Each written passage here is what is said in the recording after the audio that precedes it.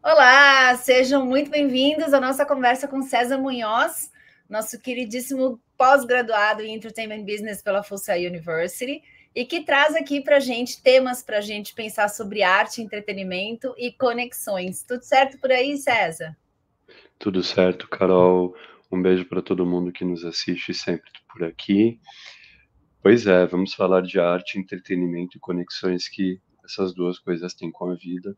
E hoje a gente vai falar de stand-up comedy. Que o que que é? Alguém pegar o microfone, subir num palco e começar a contar piadas ou histórias engraçadas, né? Carol, conta-me, quando a gente fala de stand-up comedy, Carol e o pessoal que está nos assistindo aí nos comentários, o que que vem à cabeça e de que você lembra? TikTok, porque eu só assisto no TikTok. É engraçado, né? Eu não tinha tanto hábito de stand-up comedy, mas agora pelos videozinhos do TikTok eu assisto direto, né? E aí o algoritmo vai te mostrando mais do que você gosta, né? Então fica fácil de você ficar lá, só subindo. Mas para mim eu vejo muito pelo TikTok, então me traz isso das redes sociais e vídeos, cortes e tal do TikTok. E, de novo, essa possibilidade de cada um ir lá e criar o seu estilo e falar o que quer e fazer o povo dar risada. A coisa do improviso eu acho sensacional, né? Acho que precisa de uma inteligência, um timing, assim. Eu acho que esses caras são grandes artistas e corajosos, né? De subir num palco para contar uma história e o limite cada vez tá mais difícil, né? O limite do que é engraçado e do que é politicamente errado e não é aceito, não pode ser aceito, está cada vez mais estreito. Então, acho que eles são corajosos mesmo de fazer esse trabalho. É mais fácil levar tomate quando tá na tua frente, né? Muito Quando as mais. pessoas estão na tua frente, né? Pois é. ah, então, semana passada a gente falou de documentário, que é um gênero audiovisual que está muito popularizado hoje por conta do streaming, né? O stand-up comedy também é um tipo de entretenimento que sofreu esse efeito Netflix, né? Porque também é uma coisa que antes, no Brasil, pelo menos, a gente nem sabia muito que existia, né? Eu acho. Tinham, né, as casas de stand-up comedy, mas eram lugares assim que não eram opções de entretenimento nas quais a gente pensava de cara, assim, quando resolvia sair para fazer alguma coisa, né? O que que a gente ia fazer? Ia dançar, ia beber com os amigos, ia num restaurante, ia num show e era isso. Agora, sentar numa cadeira e ficar vendo alguém contar piada era uma coisa que não, né? A gente ficava em casa jogando imagem-ação, ou, né, ou jogando um board game, uma coisa assim, né? Não tinha muito disso, assim, né? Não era popular, né? Mas é um tipo de arte que os primeiros casos de que se tem notícia remontam ao Mark Twain, lá em 1907, né? O Mark Twain já fazia isso um pouco, né? E os amigos dele lá no começo. E hoje a gente tem pessoas como o Danilo Gentili, né? Que tem o stand-up dele, mas ele tem o talk show dele, mas ele é um stand-up comedian, né? O Jô Soares também, o Chico Anísio também faziam isso, né? Eles tinham os seus personagens, mas são stand-up comedians. Eu acho que a gente não via muito o stand-up do Jô e do Chico nos programas deles, né? Porque eles eram os personagens, né, Carol? Você lembra Mas de tinha ter visto shows, alguma né? coisa assim? Não, dos dois eu não lembro, mas tinha o show. Se você fosse no show, daí sim, né? Daí Sim. eles faziam. Na TV, não tanto. Quem eu acho que começou a colocar um pouquinho disso na TV, que eu me lembro talvez de ter sido o primeiro, foi o. Ai, gente, eu tô tão ruim de nome, o que faleceu de Covid agora, que virou até lei de incentivo da cultura. Paulo Gustavo. Paulo Gustavo. Ele tinha no programa dele do Multishow, no finalzinho ele sempre fechava com um pouquinho de uma coisa meio stand-up, assim, que era ele fazendo stand-up, né? Não tinha um personagem, uma entrevista e tal, e sempre terminava assim. Mas eu acho que realmente o que é meio... Eu me lembro, nessa época que não tinha rede social e tal, era você falar que você ia assistir a gente nem... Acho que nem usava a palavra stand-up, né? Ia assistir um teatro de um comediante, para mim era tipo, a pessoa vai assistir uma jam session de jazz, né?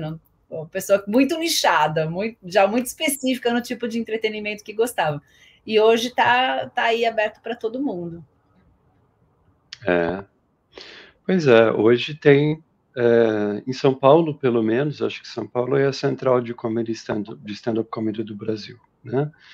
Lá tem bastante clube, tem, eu acho que ainda tem o clube do Gentili ali na rua Augusta, que é o Comedians, que é um lugar bem bacana, assim, que você vai, tem bem aquela experiência clássica do stand-up comedy, você senta numa mesa, reserva um lugar, tem uns drinks, tem ali um jazzinho tocando no fundo, tem uma vibe bem nova-iorquina mesmo de stand-up, e daí tem um line-up de comediantes, né? No caso do Comedian, são comediantes profissionais, mas também você pode tentar procurar aí no seu Google Maps ou no seu aplicativo de eventos locais. Uma coisa que agora é muito popular no Brasil são as noites de Open Mic Night. Open Mic ou Open Mic. Às vezes chamam de Mic, às vezes chamam de Mic. Que é uma noite do microfone aberto, né? Que às vezes você pode ir lá e fazer isso, né? Eu me aventurei a fazer bastante disso quando eu estava na Full Sail, porque Orlando tem uma cena bem forte de Open Mic Nights. E para benefício ou terror dos espectadores, é uma coisa muito legal de fazer, porque você vai lá e você assiste a galera improvisando, né? Trazendo coisas ali que o cara ficou ali no quarto dele escrevendo, ele achou que aquilo era engraçado e de repente ele vai e mostra aquilo para as pessoas, né? Então é muito bacana porque é onde você vê, e você disse, né? Existe ali uma área cinza entre o que é engraçado e o que é politicamente incorreto. Se você quer shock culture, shock value, né? Vá numa noite de Open Mic Night, porque você vai ver coisas que não foram filtradas, né? As coisas que eu vi nas Open Mic Nights, as coisas que eu fiz nas Open Mic Nights, são coisas que depois eu pensei, não, eu não vou nunca mais fazer isso aqui, ou não, isso aqui eu vou fazer porque Conta deu uma, certo. vai. Ou isso aqui eu vou fazer porque as pessoas ficaram assustadas mesmo, eu gostei da reação, eu queria causar isso, né? E também, se, por exemplo, quando você lança um filme, hoje você tem maneiras de medir o quanto as pessoas estão consumindo um filme ou não por conta dos recursos tecnológicos que as plataformas de streaming têm. Antes não tinham, né? Mas hoje tem. Agora, o stand-up comedy você vê na cara da pessoa, né? Se aquilo tem graça, e quem que achou graça é quem que não achou, né? É imediato. Quem que achou graça, quem que não achou. Eu lembro uma vez que eu fui num que era muito bacana, assim, que era uma mistura de comediantes novos e profissionais. Começava com os novos e você já começava a ver, assim, que terminou o primeiro comediante de uma galera que já ia embora. Porque Já eram percebi coisas que não ia fazer sucesso ali. pesadas, pesadas. A gente fez uma live esse ano sobre o Adult Swim, né? Que é um canal audiovisual que se propõe a fazer piadas sobre coisas sobre as quais a gente não brinca, né? Como assassinato, homicídio e coisas desse tipo. Stand-up comedy também é um lugar em que se propõe a fazer esse tipo de coisa, né? E muitos lugares de Open Mic Night, eles têm a política do que o que se fala aqui não sai daqui, né? O que você acha disso, Carol, dessa política do que se fala aqui fica aqui? Eu acho que tudo que é combinado não é caro, né? Mas quando se trata da psique humana, não existem limites para o quanto a gente pode ser estudado. Eu acho que tem coisas que às vezes fogem do nosso controle, né? Que você não espera ouvir de alguém, né? De repente você viveu alguma coisa na sua família que te trouxe ou na sua vida, né? No seu dia a dia, que te trouxe um sofrimento, um trauma enorme, e aí você vai lá e tem um cara que faz uma piada terrível sobre aquilo que você viveu e aquilo te pega. Então, acho que você tem que estar preparado como plateia, né? No meu caso, levantaria, assim, me pegou de um jeito que eu não estava preparada, levanto, vou embora, beleza, acabou. Mas eles tomam muito processo, né, César? Eles tomam processo, acho que por coisas. Eles tomam processo. Eu vejo processos com temas que eu entendo aquele processo, mas eu também vejo processo que não, né, assim, não, que é essa coisa um pouco meio chata assim que a gente está vivendo às vezes da escolha da palavra ou de um posicionamento que, gente, não feriu ninguém, assim, né? As pessoas um pouco se ofendendo por nada ou até buscando espaço de mídia, né? Para achar uma ofensa ali, para poder.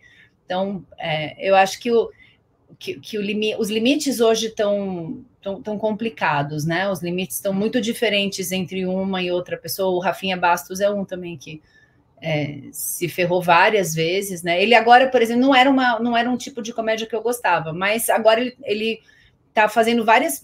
Tá aparecendo para mim, estão aparecendo vários vídeos dele de stand-up, dele, você já viu? Criticando, não é criticando, é fazendo piada sobre o inglês, porque ele está nos Estados Unidos e ele critica muito a língua. E, pô, por que vocês falam assim, não falam assim, na visão de um brasileiro que está aprendendo a falar inglês no dia a dia? E é super engraçado. Outro dia, um amigo meu da Índia me mandou um vídeo e falou: adoro esse cara e o jeito que ele fala do inglês, porque ele faz essas piadas em inglês, né? E aí os próprios americanos conseguem refletir um pouco sobre a dificuldade de falar inglês para quem é de fora, né? Então, não era um cara que eu curtia, mas esses temas eu morro de dar risada e acho super legal, e fiquei impressionada de um cara na Índia, que eu nem imagino, não pensei que ele fosse conhecer, e ele falou: nossa, siga esse cara, adoro esse cara e tal. Então, eu acho que a gente, como audiência, precisa entender o nosso lugar, e o comediante precisa estar preparado, né? Porque são escolhas que eles fazem que podem abrir a carreira deles, acabar com a carreira deles, e esse mundo do cancelamento hoje também é muito volátil, né? Hoje você está cancelado, amanhã você já é um trend topic de novo, então é meio até, acho que mentalmente perigoso para eles, né? Essa curva de aceitação, não aceitação assim da audiência, eu acho que tem que ser conhecer muito bem a sua audiência e fazer as coisas com consciência, né? A gente sabe que tem vários comediantes, vários atores que se consagraram fazendo comédia e que eram depressivos, que faleceram, que se suicidaram. Então, também acho que tem esse lado por trás do comediante do stand-up comedy. Às vezes tem uma pessoa que, cara, não é uma pessoa que está assim, né? Não quer dizer que quer falar daquilo, né, Carol? E que quer falar daquilo, né? É importante você ter lembrado disso, porque, por exemplo, tem pessoas como a Maria Benford. Maria Benford é uma comediante que ela traz para o palco os olhos de furacão das crises de obsessivo-compulsivo dela. Ela tem um diagnóstico chama-se Unwanted Thoughts Syndrome, que é uma coisa que todo mundo tem um certo grau, que é quando você começa a receber um monte de pensamento na tua cabeça que você não consegue controlar, mas para ela é overwhelming, é uma questão de saúde mental mesmo.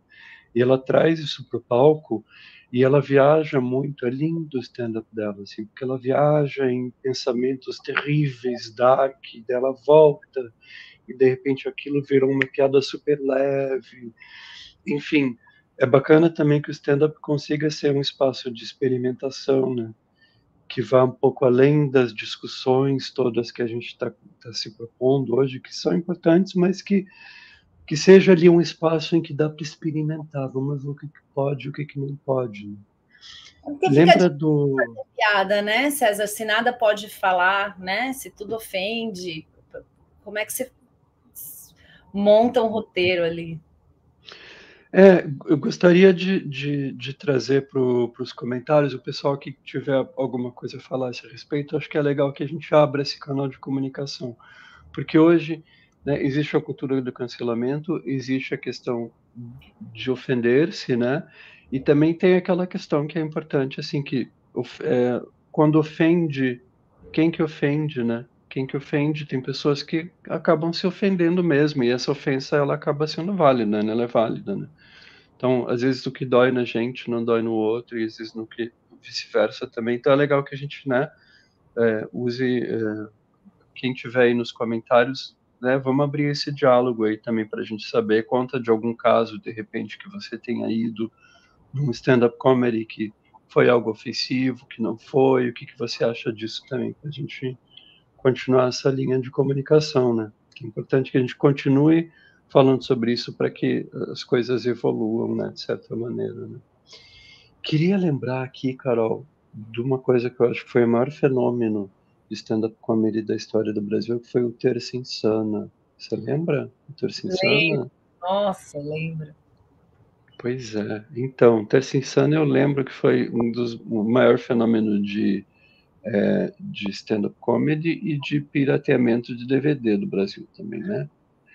Porque aqueles CDs, aqueles DVDs piratas do Terça Insana viajavam na mão de todo mundo, assim, né? E as pessoas falavam daquilo o tempo inteiro. E agora está no YouTube tudo, né? E o grupo continua, né? Os atores continuam, o grupo continua. O que você lembra do Terça Insana, Carol? Era lá que tinha a freira? A irmã Selma, minha favorita. É. Vou contar uma piada, se você não rir, eu vou rezar para você. Muito bom. Cara, o que eu mais lembro era essa freira, era muito engraçado esse cara. E Era, quando eu rezo, acontece. Lembra? era uma coisa meio dark, né? Esse tipo de humor eu gosto muito, porque eu não sei como a pessoa consegue ficar séria fazendo um papel desse, e ele incorporava aquilo. Outra pessoa que não é do Terça Insana, né? Mas uma pessoa que faz isso muito bem. Você viu um programa da Netflix chamado LOL, que não podia rir, Vi. reality show de Ai, é né? muito E legal. eles têm que cumprir tarefas lá e você tem que fazer rir, e se você rir, você é eliminado, né? E tem a moça que ganhou, é a Flávia, alguma coisa. Nossa, tá difícil aqui, vou tomar ginkgo biloba para memória. Acho que foi da segunda edição que ela ganhou, ou não sei se foi a segunda ou a primeira que tava, foi ela e a Nani People. Você assistiu esse? Vi.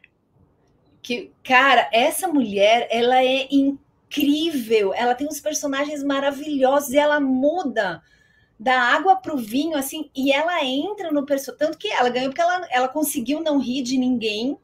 E ela fez todo mundo rir o tempo todo. Acho que ela foi uma das que mais eliminou os outros comediantes, porque de um segundo para o outro ela já incorporou um outro personagem, e é uma roupa diferente, uma dentadura, não sei o que. Ela muda de personalidade. Cara, incrível, incrível. Me lembra muito as coisas que a gente via no Terça Insana. E a freira era incrível. Você lembra mais alguém do Terça Insana? No Terça Insana tinha a Cinderela, que caía na Amazônia com um carregamento cavalar de cocaína, e daí ela falava do tucaninho que fazia assim, cocaína. É, tinha, tinha a Maria Botânica, que tirava sarro da Maria Bethânia. E, a Maria Botânica, eu lembro que ela tirava um sarro, se eu não me engano, acho que o foco da Maria Botânica era tirar sarro dos maneirismos da Bethânia, né? Da Bethânia e do Caetano, assim, e que eram coisas assim que eu tenho certeza que os dois estariam rindo deles mesmos ali, se eles estivessem vendo, porque era uma coisa feita bonita, né? Não era Tinha um ofensivo. sarro sem medo, mas também era um sarro homenagem, assim, né? E tinha aquela que era. Eu tenho que procurar o nome do comediante. É um ator muito, muito famoso e muito bom, todo mundo conhece ele. Que ele fazia uma milionária francesa que ela ficava com champanhe e daí ela tomava sempre um gole de champanhe no meio de toda a frase, e ela começava a ficar cada vez mais bêbada, e os termos em francês, ela começava a se enrolar nos termos em francês, né? Porque eu vou para essa ilha que fica, fica submersa 80% do ano, e daí ela só né, ela emerge, e é impossível encontrar um lugar nesse lugar, que é...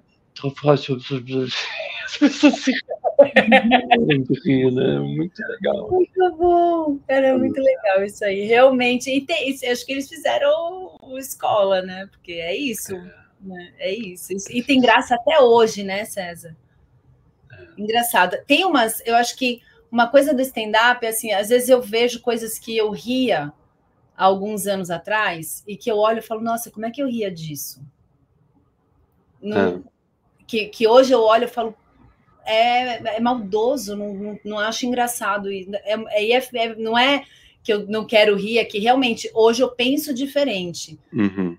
E aí você pega essas, né? Pega a freira, pega a milionária, são coisas que são engraçadas até hoje, né? Que não trazem essa sensação de putz, isso aqui não é. Eu não fico. Engraçado, né? A minha análise quando eu vejo alguma coisa assim. Não é sobre o comediante, né? Eu olho e falo, cara, como é que eu achava isso aqui engraçado? Olha como eu pensava diferente, olha que horror. Né? E eu acho que tem esse espaço também, né? Da gente perceber a evolução de como a gente enxerga o mundo através das coisas. Porque a pior coisa é você achar um negócio que é triste, que é sádico, né? Engraçado. Não pela piada, né? Mas é que às vezes não é a piada, é injusto mesmo, né? Às vezes, para mim. É a crueldade, né? É a crueldade em si, né? Só achei aqui uns nomes do Terça Insano. Luiz Miranda, que eu tava falando. Nossa, Luiz Miranda. Nossa, Luiz Miranda é muito bom. Esse cara é incrível. Olha, para quem também não sabe, na Terça Insana tinha Silvete Montilla, era parte do Terça Insana. O Falcão fez Terça Insana. O Marcelo Mansfield, a Gracie Janucas, que hoje também está nas novelas. O Marco Luque também passou por lá. O Oscar Filho. O Fábio Porchat. Olha, nem lembrava que o Fábio Porchat estava no Terça Insana. Tem aquela cantora alemã, você lembra daquela cantora alemã? Da Angela Dipp? Não lembro. A Angela Dipp fazia uma personagem na Terça Insana, que era uma cantora alemã que era contratada pelo governo brasileiro para ensinar música contemporânea e experimental para os brasileiros. Aí ela dizia assim: o brasileiro não gosta de música contemporânea porque é um povo muito musical. E é uma piada que é verdade. Eu trabalho com música experimental, né? E eu sei que música experimental ela é bizarrona, ela quer explorar o limite do bizarro, né? E daí ela faz uma cena de música experimental no meio sobre uma vida em São Paulo, dela tá andando, pisa na poça de lama, quebra o salto, não sei o quê, passa mal, tem um divórcio, é demais, assim, é muito, muito engraçado mesmo. Então, já que a gente está falando de limite da ofensa, tem uma pessoa que foi notícia, duas pessoas que foram notícia aí nesses anos recentes, que são o Chris Rock, que é um stand-up comedian muito famoso, né? E o Will Smith.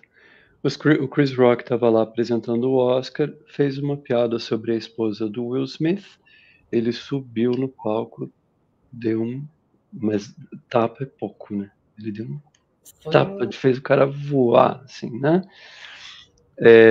E também eu acho que esse é um dos casos aí que logo vai render um daqueles documentários que a gente mencionou na live anterior, diversos, né? A visão do Will Smith com a visão do Chris Rock. Mas aquilo deu falar também, né? Porque também ele tocou ali no limite, né? Falar da esposa do Will Smith, que estava enfrentando uma doença, né? Então fica muito essa coisa, assim. Eu já me vi várias vezes pensando assim, mas esse Chris Rock também, pelo amor de Deus, não pode, né? Mas eu fiquei pensando, né? Não, mas o Smith também chegar e dar um murro na cara do artista também é outra coisa, né? Eu acho que foi, sei lá. Eu lembro que na época eu vi muita gente falando. Eu sou contra a violência ao extremo, assim, né? Eu acho que na hora que você ficou violento, cara, você perdeu a razão, né? Aquela. Meu jeito de pensar, né? Eu acho que você se rendeu e perdeu. Você perdeu pro seu nervosismo, perdeu. Né, não, você saiu de si. Eu acho que tinha várias formas dele que ele poderia ter reagido, mas ele levantar e dar um murro. Mas eu vi muita. O que na época me chamou a atenção foi muita gente dizendo isso que é marido, defendeu a mulher. Eu não ia querer que meu marido. Imagina, uma piada que era assim, que talvez ninguém nem tivesse lembrado depois. Pô, se eu não quero que façam piada com o que eu tenho, se eu não quero expor isso para a mídia, né? Se isso me ofende e tal, eu não quero levantar essa. Acho que virou uma onda muito maior, podia ter sido uma marolinha ali, uma das piadas. Que assim, são as piadas que eles fazem, né? É muito a cara do evento. Principalmente o Chris Rock, né? Ele é bem na cara, assim. Assim, chamam esse cara para fazer a cerimônia. Uma premissa das apresentações dele é essa, quer dizer, enquanto tá brincando com outro é engraçado, eu vou rir, mas aí na hora que brinca comigo, daí acho que também deve ter pego ali o Will Smith num momento não bacana, né? Não equilibrado e tal, e ele foi e virou, eu achei um episódio muito triste, assim, e ele foi, o Will Smith foi praticamente cancelado, né? Eu lembro, eu assistia aquele. Ai, gente, César, socorro com o nome. Aquele jornalista super inteligente que faz os talk shows, que virou um seriado na Netflix, que ele entrevista uma série de pessoas, que ele tinha o. Ai, tá muito difícil de eu lembrar os nomes. Sei. Agora ele tá com uma barba gigante branca. Uma barbona, eu adoro esse cara, ele é muito. Vou pegar o nome dele aqui. E ele, o show dele, ele era comediante e ele fazia umas piadas muito cretinas e ele mesmo, ele se reinventou, foi mandado embora, teve uma super crise. Acho que ele teve um caso com uma pessoa da produção também, e essa mulher abriu o caso deles, né? Ele era casado com filho e tal, e ela veio à mídia com o caso e ele saiu do programa, enfim, ele precisou se reorganizar e ele tem uma série na Netflix, em que ele entrevista pessoas, e são entrevistas incríveis, super inteligentes, profundas. Esse cara é muito legal. Você achou o nome dele? Tu acredita que não? Eu adoro ele também. Ele é incrível. E eu tô falando disso porque ele tem um episódio com Will Smith, e depois do que aconteceu, esse episódio veio com um disclaimer no começo, falando esse episódio foi gravado antes do acidente, antes do ocorrido na cerimônia. Olha que coisa, você... né, quando eu olhei isso, eu falei, gente, por que isso, né? Porque agora ele não é mais uma pessoa digna de ser entrevistada? Agora é não grata, né? Ou será que é porque eles não falaram sobre isso na entrevista, então ele quer justificar que foi antes do ocorrido? Mas, assim, para mim ficou muito... quase que um pedido de desculpa, ele ainda não tinha feito isso. Que também acho que não é para tanto, né? Eu acho que ali foi uma situação em que cada um dos dois saiu um pouquinho do limite da casinha, né? Lógico que não precisa responder com violência. Fiquei triste pelo desequilíbrio do Will Smith, que para mim é o que mais pegou, não a piada do Chris Rock, porque, cara, ele vive disso e ele foi chamado e pago para fazer isso, né? Então, vamos criticar a piada que ele fez? Pensando que se de repente ele foi chamado, de repente aquele disclaimer pode ser também para avisar que não vão falar disso, né? Então, depois eu fiquei pensando, será que é porque eles não comentam sobre isso na entrevista? E aí também, né, ele quer contar que, não falamos sobre isso porque isso não tinha acontecido ainda, né? Mas achei muito... Imagina, esse episódio do seriado, será que vai ficar para sempre com esse disclaimer? Tipo, né? Ninguém mais nem lembra do que aconteceu e o disclaimer está lá, lembrando do que aconteceu. Verdade. Pois é, pessoal. Fica então a dica de vocês conhecerem mais o stand-up comedy, que é, como a gente viu, uma forma de experimentar aquilo que acaba dando certo em outros audiovisuais, que é o caso da Terça Insana e também do Seinfeld, por exemplo. O Seinfeld, que é a série tida como a de maior sucesso da história, surgiu das rotinas de stand-up do Jerry Seinfeld, que continua até hoje aí, né? Sempre tinha no final do episódio, né? Terminava Exatamente. com um stand-upzinho dele. Exato. E dá uma olhada na tua cidade aí, ver se não tem um Open Mic Night para você ir lá ver a galera contando piada e tentando fazer algo de diferente, né? De repente é uma forma de diversão que você não conhece que você vai adorar. Muito bom, valeu, César. Um beijo, até a próxima. Tchau, galera. Nos vemos em breve.